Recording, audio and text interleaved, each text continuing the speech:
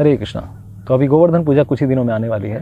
तो गोवर्धन जी कौन है, उनका स्वरूप क्या है? तो भगवान श्री कृष्ण स्वयं रूप में भी और साथ ही साथ अपने भक्त के रूप में भी गोवर्धन के रूप में हमारे सामने इस जगत में प्रकाशित होते हैं। तो किस प्रकार से गोवर्धन भगवान श्री कृष्ण की सेवा करते हैं? तो बताया जाता है कि अपनी सुंदर सुंदर कंदरों के रूप में, झरनों के पानी के रूप में और तो और सुंदर घासों के रूप में भगवान श्री कृष्ण की सेवा करने के लिए और उनके भक्त जैसे ग्वाल बाल सखा और गायें, उनकी सेवा करने के लिए हमेशा गिरिराज गोवर्धन उपस्थित रहते हैं।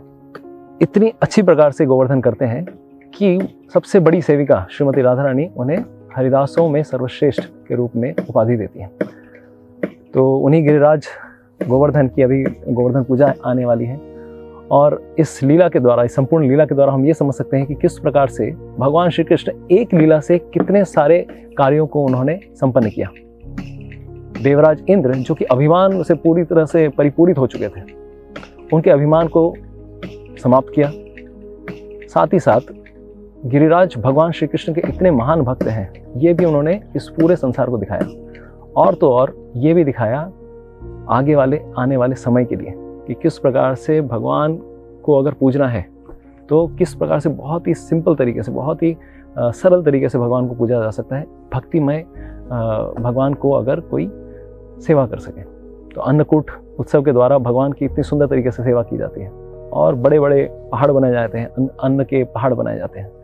तो गिरिराज गोवर्धन की संतुष्टि के लिए और साथ ही साथ भगवान श्री कृष्ण की संतुष्टि के लिए। तो गिरिराज और गोवर्धन दोनों अन्य नहीं है, लेकिन गोवर्धन और भी ज़्यादा स्पेशल है। क्यों? क्योंकि वो भगवान भी है और भगवान के भक्त भी हैं।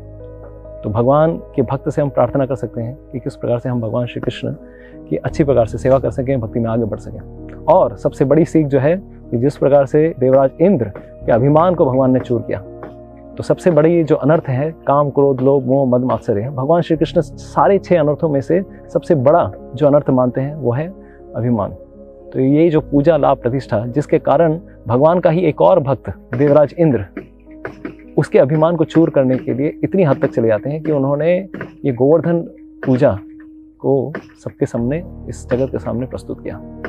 तो हम इस प्रकार से भगवान श्री कृष्ण के भक्त गोवर्धन को हम प्रणाम करते हुए, उनके प्रणाम मंत्र का उच्चारण करते हुए उनका स्मरण करेंगे और उनसे प्रार्थना करेंगे। नमस्ते गिरिराजाय श्री गोवर्धन नामिने प्रणत क्लेश नाशाय परमानंददायिने।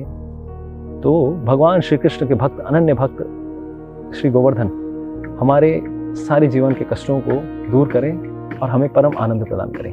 हरे कृष्णा।